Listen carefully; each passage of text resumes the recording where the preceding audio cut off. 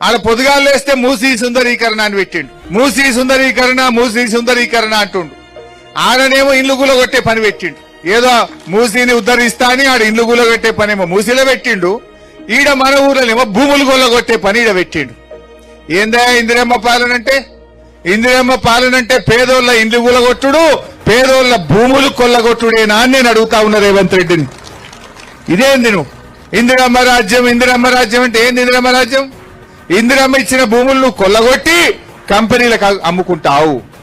ఇందిరమ్మ కాలంలో పేదవాళ్లకు గరీబీ హటావో అన్నది ఇందిరమ్మ. గరీబీ హటావో అంటే ఈయనేమంటుండు?